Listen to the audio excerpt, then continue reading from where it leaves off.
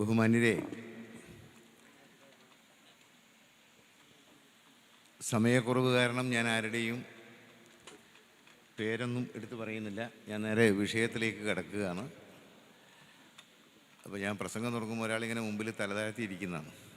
എന്തു പറ്റി ഇയാൾക്ക്? എല്ലാവരും ശ്രദ്ധയോടുകൂടി കേൾക്കുമെന്ന പ്രതീക്ഷയോടുകൂടി ഞാൻ ആരംഭിക്കുകയാണ്.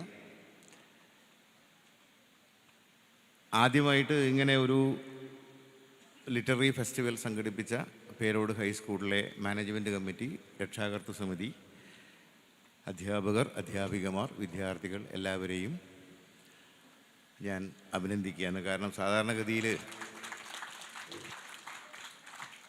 ഞാൻ ഒരുപാട് വിദ്യാലയങ്ങളിൽ ഇങ്ങനെ പരിപാടിക്കൊക്കെ പോകുന്ന ആളാണ്. ഇങ്ങനെ ഒരു ലിറ്ററേച്ചർ ഫെസ്റ്റിവൽ ഈ അടുത്ത കാലത്ത് നമ്മുടെ നാട്ടിൽ നടത്തിയതിൻ്റെ ക്രെഡിറ്റ് പേരോട് ഹൈസ്കൂളിലാണ്. എന്നെ സ്വാധീനിച്ച ഒരു പ്രസംഗത്തെക്കുറിച്ച് പറഞ്ഞുകൊണ്ട് ഞാൻ ആരംഭിക്കുന്നു. എനിക്ക് തന്ന വിഷയം വളരെ ഗഹനമായ ഒരു 2-3 മണിക്കൂർ സമയമെടുത്ത് സംസാരിക്കേണ്ട ഒരു വിഷയമാണ്. ഒരു 45 മിനിറ്റ് സമയത്തിനുള്ളിൽ അവസാനിപ്പിക്കണമെന്നാണ് എന്നോട് മുഹമ്മദ് മാഷ് ആവശ്യപ്പെട്ടത്.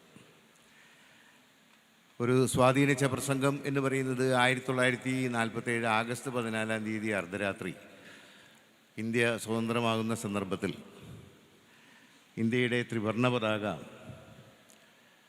ഇപ്പോൾ ഇരിക്കല്ലരും വേഗം ഇരിക്കുക. ഞാൻ സംസാരിക്കുമ്പോൾ നടന്ന് കളിക്കരുത്. ഇരിക്കുക.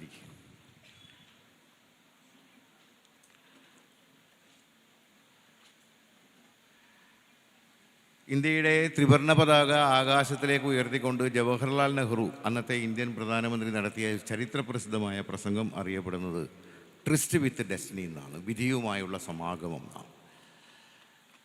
അപ്പോൾ നിങ്ങൾ കുട്ടികളെല്ലാം എല്ലാവരും ഒന്ന് ഉഷാറായിട്ട് ഇരിക്കുക. എല്ലാവരും ഓൾ ഓഫ് യു സ്റ്റാൻഡപ്പ് നിൽക്കുക. എല്ലാവരും ഒന്ന് ഇരിക്കുക, കൈകെട്ടി ഇരിക്കുക എല്ലാവരും കേട്ടോ. അങ്ങോട്ടും ഇങ്ങോട്ടും വർത്തമാനം പറയാനൊന്നും പാടില്ല. വളരെ സ്മാർട്ടായിട്ടിരിക്കുക. നിങ്ങളിങ്ങനെ വളരെ അറ്റൻറ്റീവായിട്ട് ശ്രദ്ധിക്കുമ്പോഴാണ് എനിക്കിതൊക്കെ പറയാൻ തോന്നുക. മുഹമ്മദ് വെള്ളം കിട്ടിയിട്ടില്ലേ?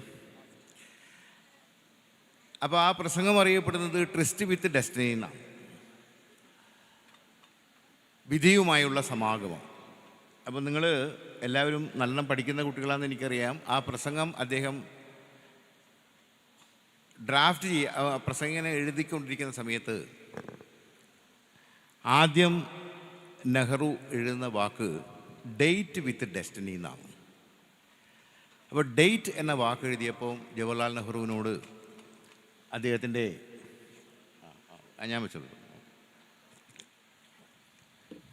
പണ്ഡിതനായ ഒരു സുഹൃത്ത് പറഞ്ഞു, സാർ, ഇങ്ങനെ ഡേറ്റ് എന്ന് പറയുന്ന വാക്കിന് അമേരിക്കൻ ഇംഗ്ലീഷിൽ ഒരു നിഷേധാത്മകമായ അർത്ഥമുണ്ട്, അതുകൊണ്ട് ഡേറ്റ് എന്ന വാക്ക് എഴുതാൻ പാടില്ല എന്ന് പറഞ്ഞു. അപ്പോൾ ഡേറ്റ് വിത്ത് ഡെസ്റ്റിനി, ശ്രദ്ധിച്ച് കേൾക്കണം എല്ലാവരും കുട്ടികൾ. ആ വാക്ക് അദ്ദേഹം വെട്ടി.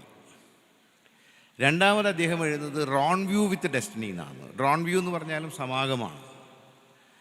ഇപ്പോൾ റോൺ വ്യൂ എന്നുള്ള വാക്ക് എഴുതിയ സമയത്ത് അദ്ദേഹത്തിൻ്റെ മറ്റൊരു പണ്ഡിതനായ സുഹൃത്ത് പറഞ്ഞു പോലും റോൺ വ്യൂ വിത്ത് ഡെസ്റ്റിനി എന്ന വാക്ക് ഒരു യുദ്ധകാല പ്രസംഗത്തിൽ അമേരിക്കൻ പ്രസിഡൻ്റായ ഫ്രാങ്ക്ലിൻ റൂസ്വെൽറ്റ് ഉപയോഗിച്ചിട്ടുണ്ട്. അതുകൊണ്ട് അങ്ങയുടെ പ്രസംഗത്തിൽ റോൺ വ്യൂ വിത്ത് ഡെസ്റ്റിനി എന്ന് എഴുതിയാൽ അങ്ങയുടെ പ്രസംഗത്തിൻ്റെ മൗലികത നഷ്ടപ്പെട്ടു പോകുമെന്ന് പറഞ്ഞിട്ട് ആ വാക്കും വെട്ടി. മൂന്നാമതാണ് നെഹ്റു ട്രിസ്റ്റ് വിത്ത് ഡെസ്റ്റിനി എന്ന വാക്ക് എഴുതുന്നത്. അപ്പോൾ നിങ്ങൾ ആലോചിക്കുക, ഇന്ത്യ സ്വതന്ത്രമാകുന്ന അങ്ങേയറ്റം സംഘർഷഭരിതവും സംഭവബഹുലവുമായ ഒരു സന്ദർഭത്തിൽ താൻ നടത്താൻ പോകുന്ന പ്രസംഗത്തിൽ ഉപയോഗിക്കുന്ന ഒരു വാക്കിനെക്കുറിച്ച് ജവഹർലാൽ നെഹ്റുവിനെ പോലെയുള്ളൊരു മഹാമനുഷ്യൻ എത്രമാത്രം ഉത്കണ്ഠാകുലനായിരുന്നു എന്ന് ആലോചിക്കുമ്പോൾ നിങ്ങളുടെ പഠനം, നിങ്ങളുടെ വായന, നിങ്ങളുടെ കുറിപ്പ് തയ്യാറാക്കൽ, നിങ്ങൾ ഉപയോഗിക്കുന്ന ഓരോ വാക്ക് പോലും വളരെ പ്രധാനപ്പെട്ടതാണ് എന്നതാണ് എൻ്റെ കാര്യം. ആ പ്രസംഗം തുടങ്ങുന്നത് എങ്ങനെയാണ്? Long years ago we made a tryst with destiny and the time comes when we shall redeem our pledge not wholly but substantially എന്നിട്ട് ആ പ്രസംഗം ആരംഭിക്കുന്നത്. ആ പ്രസംഗം പുരോഗമിക്കുന്നതിനിടയിൽ ജവഹർലാൽ നെഹ്റു പറഞ്ഞ വളരെ പ്രധാനപ്പെട്ട ഒരു വാചകമുണ്ട്. 2-3 വാചകങ്ങൾ. അതെല്ലാവരും നമ്മളെല്ലാവരും ഹൃദയത്തിൽ എഴുതി വെക്കണം കേട്ടോ. അതിൽ പറയുന്ന ഏറ്റവും പ്രധാനപ്പെട്ടൊരു വാചകം, നാം എല്ലാവരും ഏത് മതത്തിൽപ്പെട്ടവരായാലും, ശ്രദ്ധിച്ച് കേൾക്കുന്നുണ്ടോ? നാം എല്ലാവരും ഏത് മതത്തിൽപ്പെട്ടവരായാലും തുല്യരായി ഭാരതത്തിൻ്റെ മക്കളാണ്. തുല്യമായ അവകാശങ്ങളും അധികാരങ്ങളും ഉള്ളവർ. നമുക്ക് വർഗീയതയോ സങ്കുചിത ചിന്താഗതിയോ പ്രോത്സാഹിപ്പിക്കാൻ കഴിയില്ല. കാരണം വർഗീയതയോ സങ്കുചിത ചിന്താഗതിയോ ഉള്ള ഒരു രാജ്യത്തിന് ഒരിക്കലും മഹത്തരമാകാൻ കഴിയില്ല. അങ്ങനെ മഹത്തരമാകാൻ വേണ്ടി യത്നിച്ച ജവഹർലാൽ നെഹ്റുവിനെ പോലുള്ളൊരു മഹാമനുഷ്യനെ കൊണ്ട് അങ്ങനെ പറയാൻ പ്രേരണ നൽകിയ മഹാത്മാഗാന്ധി എന്ന നമ്മുടെ രാഷ്ട്രപിതാവിനെ കുറിച്ചാണ് ഞാൻ നിങ്ങളോട് സംസാരിക്കാൻ പോകുന്നത്. എല്ലാവരും ഹൃദയപൂർവ്വം കേൾക്കുക.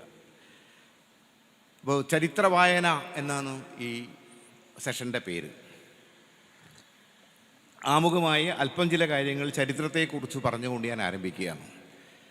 1978 നവംബർ 18 അമേരിക്കക്കടുത്ത ഗയാന എന്ന സ്ഥലത്ത് 2000-ലധികം ആളുകൾ ഒരുമിച്ച് മരിക്കുന്നുണ്ട്. അതൊരു കൂട്ടക്കൊലയാണ്, കൂട്ട ആത്മഹത്യ എന്ന് വേണമെങ്കിൽ പറയാം. 2000 ആൾ മരിച്ചു വീഴുന്നൊരവസ്ഥ നിങ്ങൾ ആലോചിക്കുക. ആ കൂട്ടക്കൊലയ്ക്ക്, കൂട്ടക്കുരുതിക്ക്, കൂട്ട ആത്മഹത്യക്ക് നേതൃത്വം കൊടുത്ത ആളുടെ പേര് ജിം ജോൺസ് എന്ന് പറയുന്നൊരു കപട സന്യാസിയാണ്. തൻ്റെ 2000-ഓളം വരുന്ന അനുയായികൾ മുഴുവൻ മരിച്ചു വീണ സന്ദർഭത്തിൽ ഗയാനയിലെ തൻ്റെ ഒരു മുറിയിൽ, ഒരു കെട്ടിടത്തിൻ്റെ മുറിയിൽ 2 രീതിയിൽ പറയപ്പെടുന്നുണ്ട്. അദ്ദേഹത്തിൻ്റെ ഇടത് കൈ കൊണ്ടൊരു മൂർച്ചയേറിയ കത്തി എടുത്തിട്ട് വലത് കൈപ്പത്തിയിലൊരു മുറിവുണ്ടാക്കും.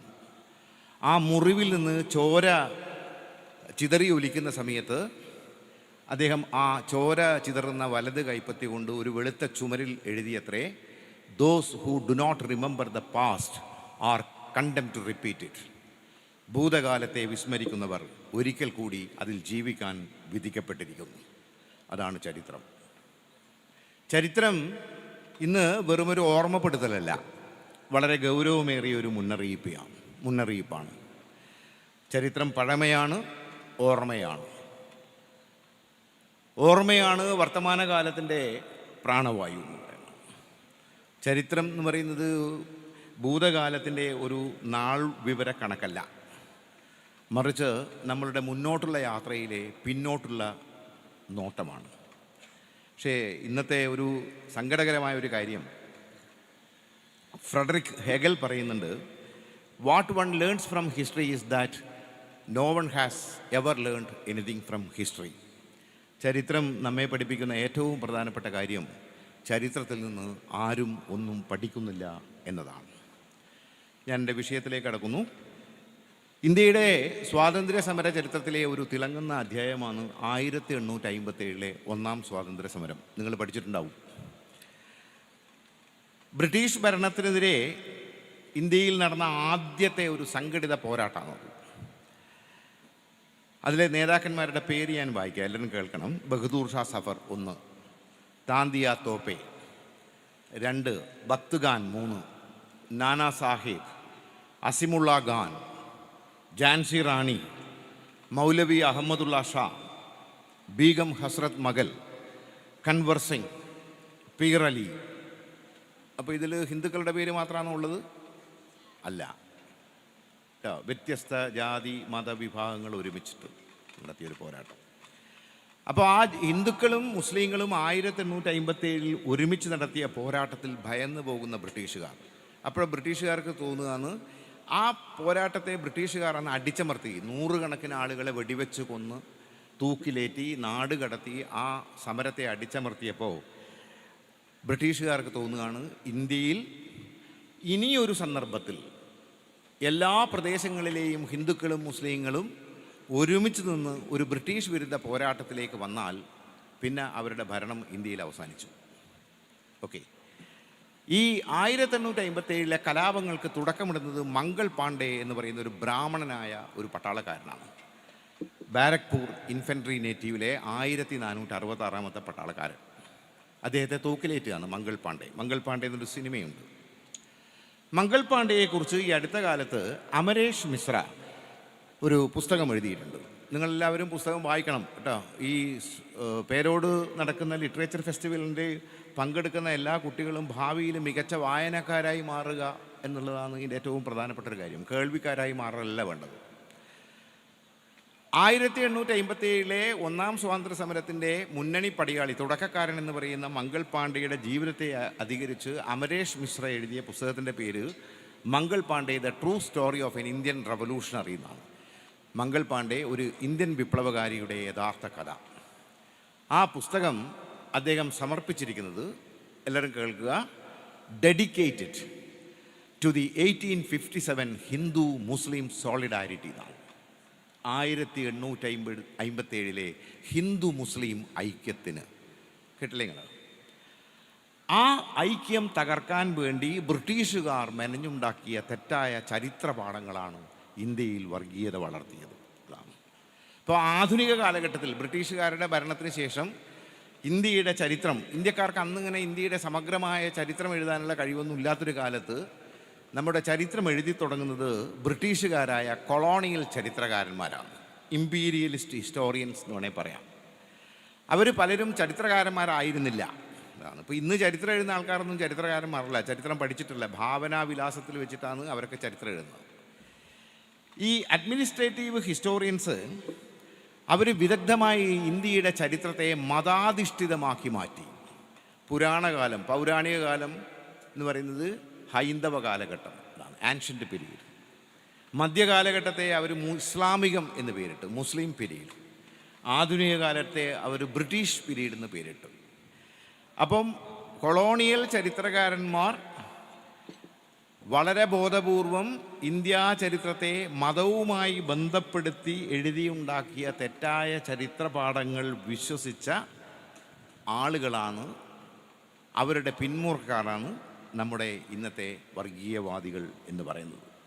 ഇപ്പോൾ ഇന്ത്യ എന്ന് പറയുന്ന ഒരു രാജ്യം, ബ്രിട്ടീഷുകാർ വരുന്നതിന് മുമ്പ് നമ്മുടെ രാജ്യത്ത് ഒരു ആത്മീയ ദേശീയത, സ്പിരിച്വൽ നാഷണാലിറ്റി ഉണ്ടായിരുന്നു എന്നാണ് പറയുന്നത്.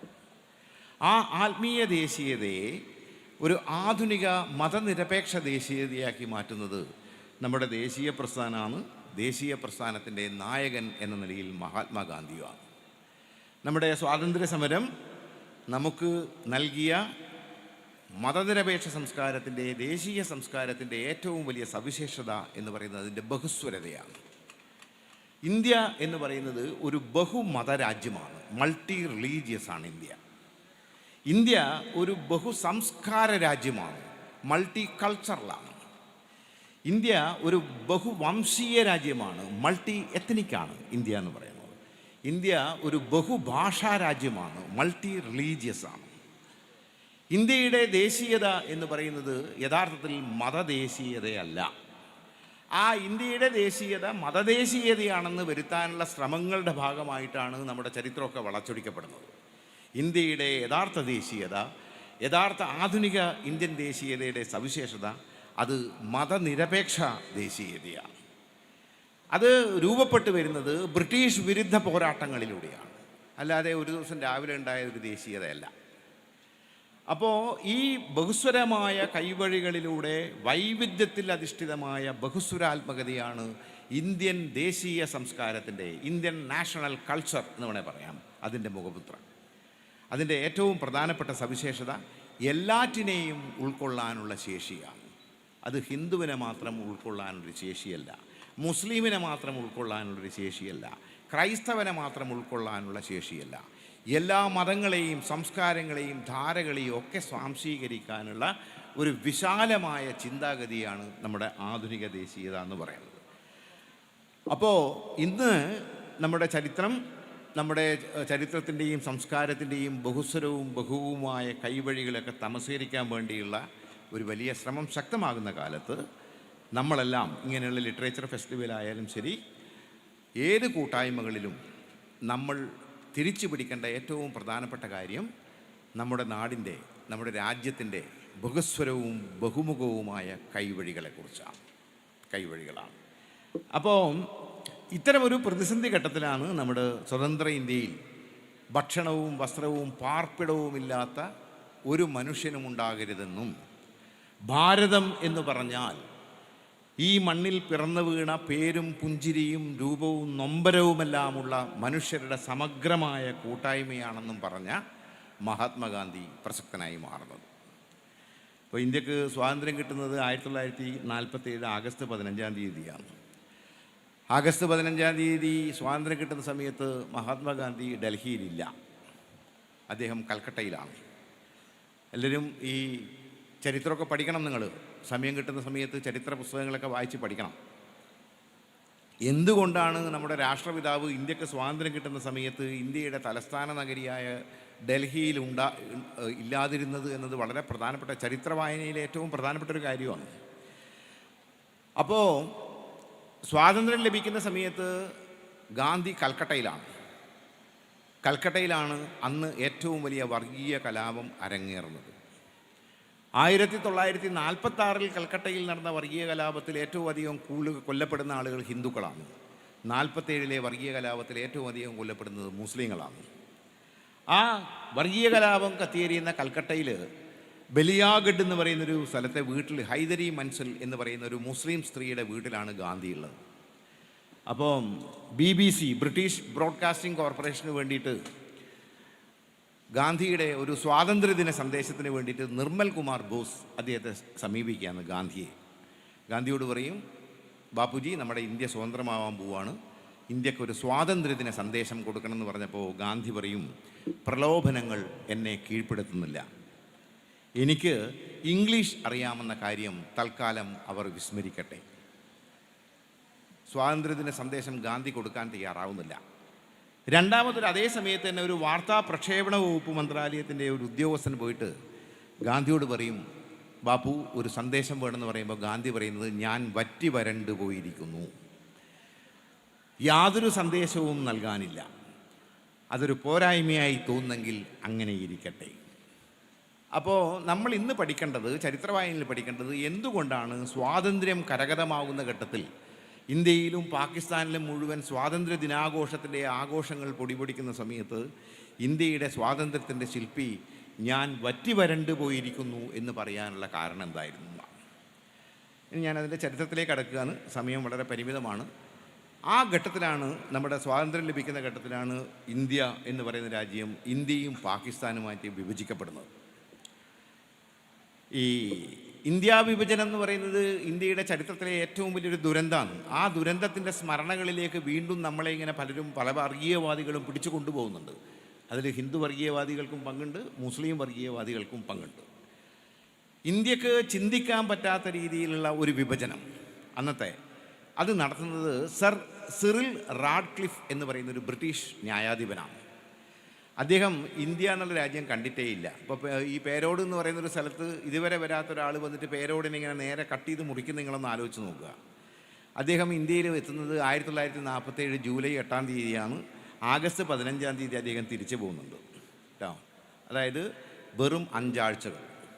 ഈ 5 ആഴ്ച സമയത്തിനുള്ളിലാണ് സിറിൽ റാഡ്ക്ലിഫ് 1,70,75,000 ചതുരശ്ര മൈൽ പ്രദേശം, 8,80,00,000 മനുഷ്യർ, അവർ താമസിക്കുന്ന ഗ്രാമങ്ങൾ, പട്ടണങ്ങൾ, കൃഷിയിടങ്ങൾ, റോഡുകൾ, നടപ്പാതകൾ എല്ലാം ഇങ്ങനെ മുറിച്ച് കത്രി കൊണ്ട് മുറിച്ച് മാറ്റുകയാണ്. അത് ഇന്ത്യ വിഭജിക്കപ്പെട്ട സമയത്ത് ഒരു ഭയങ്കര തമാശ എന്ന് പറയാൻ പാടില്ല. ഒരുപാട് ലക്ഷക്കണക്കിന് വീടുകളുടെ അടുക്കള ഇന്ത്യയിലും കോലായ പാകിസ്ഥാനിലുമായിരുന്നു പോലും. നിങ്ങളൊന്ന് ആലോചിച്ച് നോക്കുക ഒരവസ്ഥ, നമ്മളവസ്ഥ ആ ഒരു സന്ദർഭത്തിലാണ് നമ്മളൊക്കെ നിൽക്കുന്നതെന്നുള്ളതൊന്ന് ആലോചിച്ച് നോക്കുക. അപ്പം നിരപരാധികളും നിസ്സഹായരുമായ ലക്ഷക്കണക്കിന് കോടിക്കണക്കിന് മനുഷ്യർ, പ്രായമുള്ളവർ, വൃദ്ധർ കേട്ടോ, അച്ഛൻ, അമ്മ, ഉപ്പ, ഉമ്മ, ചെറിയ കുട്ടികൾ, സ്ത്രീകൾ എല്ലാവരും ഇന്ത്യക്ക് സ്വാതന്ത്ര്യം കിട്ടുന്ന സമയത്ത് എങ്ങോട്ടാണ് പോകേണ്ടതെന്നറിയാതെ വാവിട്ട് നിലവിളിക്കുകയാണ്. എത്രയോ തലമുറകളായി ഒരു പ്രദേശത്ത് സ്നേഹപൂർവ്വം ജീവിച്ച ഹിന്ദു, മുസ്ലിം, സിഖ് മതവിഭാഗങ്ങളിൽപ്പെട്ട മനുഷ്യരുടെ ജീവിതത്തെ, അവരുടെ സ്വപ്നങ്ങളെ ഇന്ത്യ വിഭജനം തകർത്ത് കളിയാണ്. ഇന്ത്യയും പാകിസ്ഥാനും സ്വാതന്ത്ര്യം ആഘോഷിക്കുന്ന സമയത്ത് പിന്നീട് അവിടെ നടക്കുന്നത് നിങ്ങൾ ചരിത്രത്തിൽ ഇതുവരെ കേൾവിയില്ലാത്ത ഭീകരതകളാണ്, വർഗീയ കലാപങ്ങളാണ്. അതുകൊണ്ട് നിങ്ങൾ ഈ വർഗീയത പറയുന്ന ആളുകളോട് ഈ വാട്സപ്പിൽ ഉപയോഗിച്ചിട്ട് ഇങ്ങനെ ഒരു പണിയുമില്ലാണ്ട് ഇങ്ങനെ വർഗീയത പ്രചരിപ്പിക്കുന്ന കുറേ ചങ്ങായിമാരുണ്ട് നമ്മുടെ നാട്ടിൽ. ഇവന് വേറെ പണിയൊന്നുമില്ല, ചരിത്രബോധം ഉണ്ടാവില്ല, ഒരു പുസ്തകം ഇവൻ വായിക്കൂല കേട്ടോ. അപ്പം അവരോടെല്ലാം ഒന്ന് ചരിത്രം എടുത്ത് പഠിക്കാൻ നിങ്ങൾ പറഞ്ഞു കൊടുക്കണം. പറയണേ നിങ്ങൾ ആദ്യം പഠിക്കണം. ഓക്കെ, നിങ്ങൾ പഠിച്ചാലേ നിങ്ങൾക്ക് മറ്റുള്ളവരോട് പറഞ്ഞു കൊടുക്കാൻ കൊടുക്കും. പിന്നീട് ആ ഇന്ത്യയുടെയും പാകിസ്ഥാൻ്റെയും അതിർത്തി ഗ്രാമങ്ങളിൽ അരങ്ങേറിയ കൊലപാതകങ്ങൾ, തട്ടിക്കൊണ്ടുപോകലുകൾ, തീവപ്പുകൾ. ഔദ്യോഗികമായി പറയുന്നത് 5 ലക്ഷം ആൾ മരിച്ചെന്നാണ്. യഥാർത്ഥത്തിൽ മരിച്ചത് 40 ലക്ഷം അധികത്തിൽ ആളുകളാണ്. ആലോചിച്ച് നോക്കുന്നത്. ഇപ്പം നിങ്ങൾ ഈ പേരോട് സ്കൂളിൻ്റെ അടുത്ത് ഒരു 2 മൃതശരീരം കണ്ടാൽ, കൊല്ലയ്യപ്പെട്ട മൃതശരീരം കണ്ടാൽ നിങ്ങളൊരു അവസ്ഥ ആലോചിച്ച് നോക്കുക. അതൊരു 25 ആളാണ്. പേരോട് ഹൈസ്കൂളിൻ്റെ മൈതാനത്ത് ഒരു 100 പേര് കൊല്ലപ്പെട്ട് കിടക്കുന്നൊരു സീന് കണ്ടാൽ നിങ്ങൾക്ക് ആലോചിക്കാൻ പറ്റുമോ? നേരെ ഇരിക്കല്ലോ, നേരെ ഇരിക്കുന്ന ഉഷാറായിട്ടിരിക്കുക. ലോകചരിത്രത്തിൽ സമാനതകളില്ലാത്ത വിധം നടത്തിയ ഈ ക്രൂരതകൾ നമ്മളോട് പറഞ്ഞു തരുന്നത് ഔദ്യോഗിക ചരിത്രകാരൻ മറന്നില്ല കേട്ടോ. ഒരുപാട് എഴുത്തുകാരാണ്. സാദത്ത് ഹസൻ മന്ദു, ഭീഷ്മ സാഹിനി, ഉർവശി ഭൂട്ടാലിയ, MN സത്യാർത്ഥി, യാസ്മിൻ ഖാൻ, ജ്ഞാനേശ്വർ പാണ്ഡെ തുടങ്ങിയ ആളുകളാണ്. അപ്പോൾ ഇന്ത്യയും പാകിസ്ഥാനും വിഭജിക്കപ്പെട്ട സമയത്ത് ഇന്ത്യയിൽ നിന്ന് പാകിസ്ഥാനിലേക്കും പാകിസ്ഥാനിൽ നിന്ന് ഇന്ത്യയിലേക്കും ഒരുപാട് സ്ത്രീകളെയും കുട്ടികളെയും തട്ടിക്കൊണ്ടുപോകുന്നുണ്ട്. ആ തട്ടിക്കൊണ്ടുപോകപ്പെട്ട സ്ത്രീകളെ തിരിച്ചു കൊണ്ടുവരാൻ വേണ്ടി ഇരു രാജ്യങ്ങളും ഒപ്പിട്ട ഇൻ്റർ ഡൊമീനിയൻ ട്രീറ്റ് പ്രകാരം അതിനുവേണ്ടി ശ്രമിച്ച ഒരു സ്ത്രീയാണ് ഉർവശി ഭൂട്ടാലിയ എന്ന് പറയുന്നത്. ഉർവശി ഭൂട്ടാലിയ എഴുതിയ ഒരു പുസ്തകമുണ്ട്, the other side of silence, മൗനത്തിൻ്റെ മറുപുറം എന്ന് പറയും. അത് വായിച്ചാൽ നിങ്ങൾ ഞെട്ടിപ്പോവും, നമ്മുടെ ഹൃദയം കരിഞ്ഞു പോവും. അതിൽ ഞാൻ 1-2 സംഭവങ്ങൾ നിങ്ങളോട് പറയാം, എല്ലാവരും ശ്രദ്ധിച്ച് കേൾക്കുക. ഇന്ത്യയിൽ നിന്ന് പാകിസ്ഥാനിലേക്ക് കുറേ സ്ത്രീകളെ തട്ടിക്കൊണ്ടുപോയി, പാകിസ്ഥാനിൽ നിന്ന് ഇന്ത്യയിലേക്കും കുറേ സ്ത്രീകളെ തട്ടിക്കൊണ്ടുപോയി പോലും. എന്നിട്ട് ഉർവശി ഭൂട്ടാലിയൻ്റെ ആ പുസ്തകത്തിൽ പറയുന്നുണ്ട്, ഈ സ്ത്രീകളെല്ലാം നഗ്നകളാക്കി നിർത്തി, ശ്രദ്ധിച്ച് കേൾക്ക്, നഗ്നകളാക്കി നിർത്തിയിട്ട് ഹിന്ദു, മുസ്ലിം, സിഖ് മതവിഭാഗങ്ങളിൽപ്പെടുന്ന മനുഷ്യത്വം തൊട്ടു തീണ്ടിയില്ലാത്ത തീവ്രവാദികൾ മൂർച്ചയേറിയ വാളുകൾ കൊണ്ട് ഈ സ്ത്രീകളുടെ സ്തനം അരിഞ്ഞിട്ട് നമ്മുടെ ചിരട്ട വെക്കുന്നത് പോലെ വെച്ച് പോലും. ചിന്തിക്കാൻ പറ്റും നമുക്ക്? വർഗീയത പറയുന്ന ആൾക്കാരോട് ഇതെല്ലാം പറഞ്ഞു കൊടുക്കണം നിങ്ങൾ. പിന്നെ ചെയ്തൊരു വലിയൊരു ക്രൂരത, ഞാനത് എൻ്റെ ഇന്ത്യയിലും വിളിച്ചു എന്നുള്ള പുസ്തകത്തിൽ വിശദമായി എഴുതിയതാണ്. അത് പറയണമെങ്കിൽ തന്നെ എനിക്കൊരു 2-3 മണിക്കൂർ വേണം. ഒരു സംഭവം കൂടി ഞാൻ പറയാം. 3 വിഭാഗങ്ങൾ ഹിന്ദുക്കളുടെ പ്രത്യേക ശക്തി കേന്ദ്രങ്ങളിൽ അവിടെ താമസിക്കുന്ന മുസ്ലിങ്ങളെ ആട്ടി ഓടിക്കണം. അവർക്ക് മുസ്ലിങ്ങൾ താമസിക്കുന്ന സ്ഥലത്ത് നിന്ന് സിഖുകാരെയും ഹിന്ദുക്കളെയും ആട്ടി ഓടിക്കണം. സിഖുകാർ താമസിക്കുന്ന സ്ഥലത്ത് നിന്ന് മുസ്ലിങ്ങളെ ആട്ടി ഓടിക്കണം. ഈ 3 സ്ഥലങ്ങളിലെയും മനുഷ്യത്വം തൊട്ടു തീണ്ടാത്ത ഈ തീവ്രവാദികൾ ചെയ്ത ഒരു കാര്യം, അവരുടെ ഗ്രാമങ്ങളിലെ ചെറിയ കവലയുണ്ടാവില്ലേ, ചെറിയ പട്ടണം, ആ കവലകളിൽ വലിയ ഉരുളി പാത്രമില്ലേ, ഉരുളിയില്ലേ, ആ ഉരുളി കൊണ്ടുപോയിട്ട് ഉരുളിയിൽ മുഴുവൻ വെളിച്ചെണ്ണ നിറച്ചു. വെളിച്ചെണ്ണ നിറച്ചിട്ട് വെളിച്ചെണ്ണ തിളപ്പിക്കും. ശ്രദ്ധിച്ച് കേൾക്കുക എല്ലാവരും.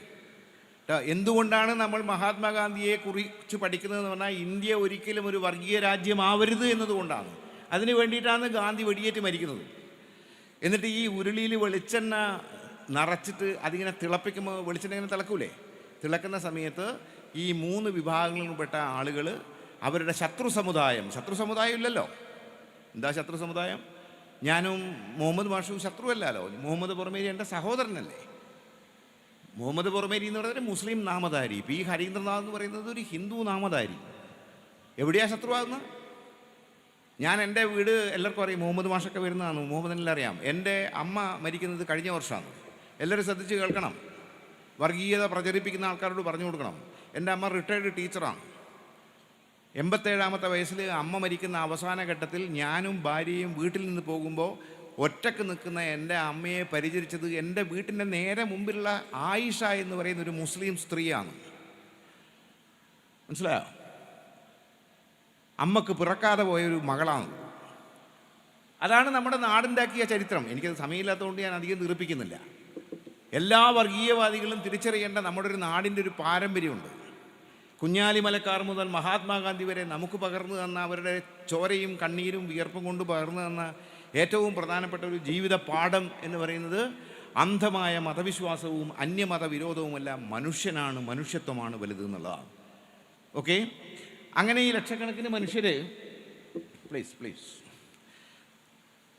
കൊല ചെയ്യപ്പെട്ട ഒരു സന്ദർഭത്തിലാണ് ഗാന്ധി കൽക്കട്ടയിൽ നിന്ന് ഡൽഹിയിലേക്ക് തിരിച്ചു വരുന്നത്. ഗാന്ധി ഡൽഹിയിൽ തിരിച്ചു വരുന്ന സമയത്ത് അവിടെ മുഴുവൻ ശവങ്ങളാണ്. ഡൽഹിയെ പറയുന്ന പ്രേത നഗരം എന്നാണ് പറയുന്നത്, സിറ്റി ഓഫ് ഡെഡ് എന്നാണ് പറയുന്നത്. 1948 ജനുവരി 13-ാം തീയതി ഗാന്ധി തൻ്റെ അവസാനത്തെ മരണം വരെയുള്ള ഉപവാസം 78ാമത്തെ വയസ്സാണ് ആരംഭിക്കുന്നു. എല്ലാ അധാർമികതകൾക്കുമെതിരെയാണ് അദ്ദേഹം തൻ്റെ ഉപവാസം ആരംഭിക്കുന്നത്. രാജ്യം മുഴുവൻ ഇങ്ങനെ വിറങ്ങലിച്ച് നിൽക്കുകയാണ്. 3ാമത്തെ ദിവസമാകുമ്പോഴും അദ്ദേഹത്തിൻ്റെ 2 കിഡ്നിയും തകരാറിലായി. ഇന്ത്യയിലെയും പാകിസ്ഥാനിലെയും സാധാരണ മനുഷ്യരെല്ലാം ആ ജീവൻ തിരിച്ചു കിട്ടാൻ വേണ്ടി പ്രാർത്ഥനകൾ നടത്തുകയാണ്. ജനുവരി 18-ാം തീയതിയായി.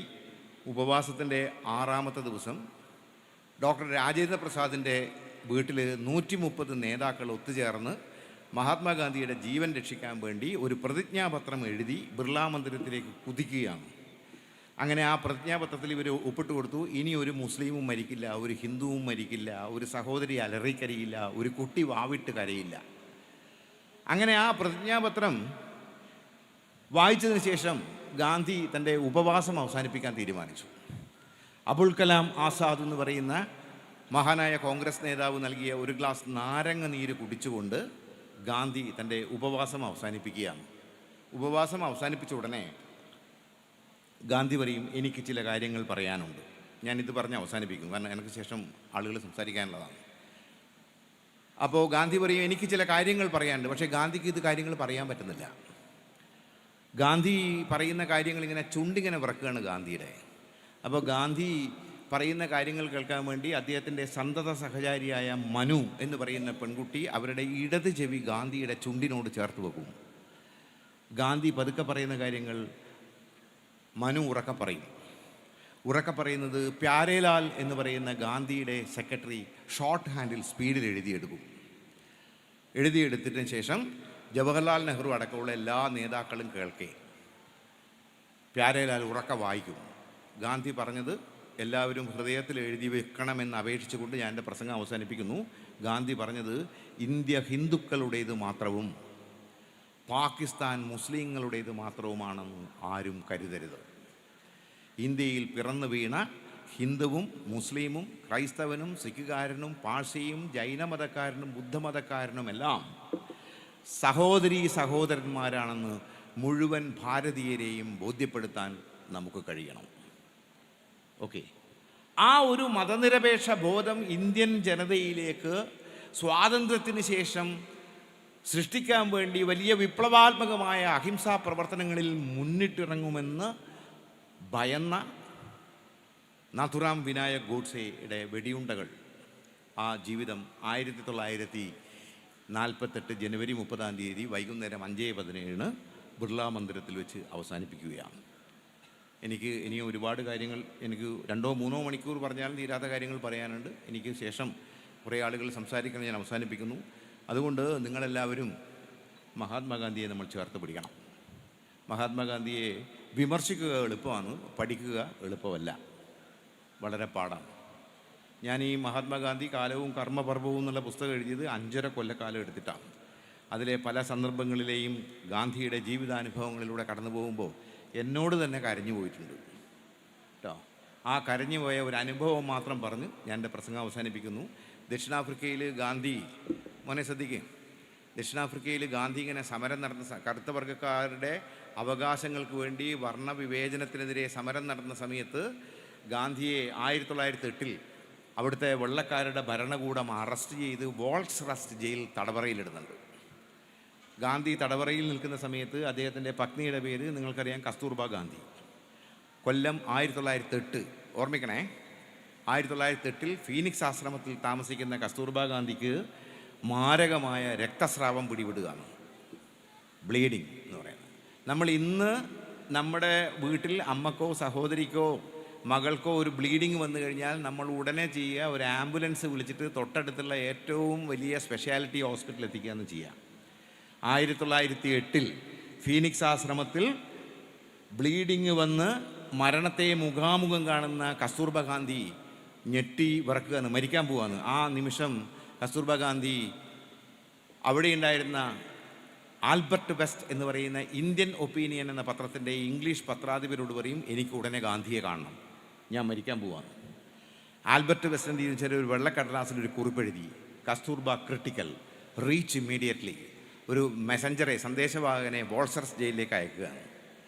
അപ്പോൾ ഈ മെസഞ്ചർ ഈ കുറിപ്പുമായി ഓടി വോൾസറസ് ജയിലിലെത്തിയ സമയത്ത് ഗാന്ധി ഒരു ഏകാന്ത തടവറയിൽ ഇരുമ്പ് കമ്പി പിടിച്ചിങ്ങനെ നിൽക്കുകയാണ് ജയിലറയുടെ. അപ്പോൾ ഈ മെസ്സഞ്ചർ കൊടുക്കും, ഗാന്ധി ഇങ്ങനെ വായിക്കും. ഗാന്ധി വായിച്ചു നോക്കുമ്പം കസ്തൂർബ ക്രിട്ടിക്കൽ റീച്ച് ഇമ്മീഡിയറ്റ്ലി എന്നാണ്. ഗാന്ധി ഈ കത്തി ഇങ്ങനെ കുറേ സമയം ഇങ്ങനെ നോക്കും. ഗാന്ധിയുടെ കവിളുകളിലൂടെ കണ്ണീരിങ്ങനെ ഒഴുകും. ഗാന്ധി ആ കടലാസ്, തുണ്ട് കടലാസ് അവിടെ നിലത്തിടും. എന്നിട്ട് കറുത്ത വർഗ്ഗക്കാരനായ ഒരു വാർഡനോട് ഒരു വെള്ളക്കടലാസ് കൊണ്ടുവരാൻ പറയും. ആ വെള്ളക്കടലാസിൽ നിലത്തിരുന്ന് മഷിപ്പെന്നുകൊണ്ട് മരിക്കാൻ പോകുന്ന തൻ്റെ പ്രിയതമക്ക് എഴുതിയൊരു കത്തുണ്ട്. എൻ്റെ പുസ്തകത്തിലുണ്ട് അത് കേട്ടാ. മൈ ബിലൗഡ് കസ്തു, എൻ്റെ ഏറ്റവും പ്രിയപ്പെട്ട കസ്തു. ആ കത്ത് വായിക്കുക എല്ലാവരും കേട്ടാ. ആ കത്തിൽ പറയുന്നത്, ഞാൻ ആശങ്കാകുലാണെങ്കിലും അവിടെ വരില്ല, അവിടെ വരാൻ കഴിയില്ല. കാരണം ഞാൻ മാപ്പ് പറഞ്ഞ് ജയിലിൽ നിന്നിറങ്ങിയാൽ ഞാൻ ഏറ്റെടുത്ത സമരം കപടമായി മാറും. ധൈര്യവതിയായിരിക്കുക, നല്ല ആഹാരം കഴിച്ച് ആരോഗ്യം വീണ്ടെടുക്കുക. എന്നിട്ട് പറയാണ്, എൻ്റെ ഏറ്റവും പ്രിയപ്പെട്ട കസ്തൂർ, എന്നിട്ടും നിങ്ങൾ മരിച്ചാൽ അത് സത്യാഗ്രഹത്തിന് വേണ്ടിയുള്ള ഒരു ആത്മബലിയായിരിക്കും. അങ്ങനെ കത്തെഴുതാൻ ആർജവമുള്ള ഒരു നേതാവ് ഇന്ത്യയിൽ പിറക്കുന്ന കാലത്ത് നമുക്ക് ഗാന്ധിയെ തള്ളിപ്പറയാം. നന്ദി, നമസ്കാരം.